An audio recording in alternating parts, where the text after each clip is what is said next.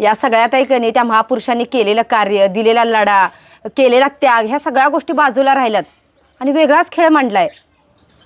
खेळ ज्यांनी मांडलाय, ज्यांनी स्पर्धा भरवल्यात, जे वरनं खेळ बघाल्यात ती लोक वेगळीच आहेत.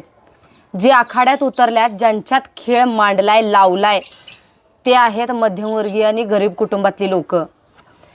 त्यावरच्या लोकांना, बघणाऱ्यांना, स्पर्धा भरवणाऱ्यांना माहिती आहे की ह्यांच्यामध्ये जातीयवादाचे फासे टाकल्याशिवाय खेळ रंगणार नाही.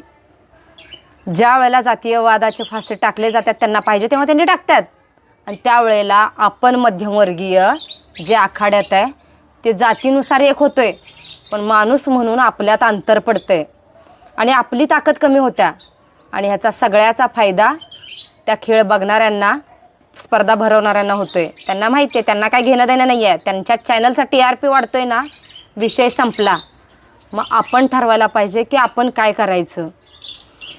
हे बघा आई, त्यावेळेला तुमचे दिवस वेगळे होते. आता तुमच्याच विचारानुसार जर आम्ही पुढं चाललो ना, तर आमच्या येणारी पिढी ह्या जातीयवादावरनं एकमेकांची डोकी फोडेल आणि त्यावेळेला आम्ही काहीच करू शकणार नाही. त्यामुळं आत्ताच आम्हाला थोडेफार तरी आमचे विचार बदलणं गरजेचं आहे.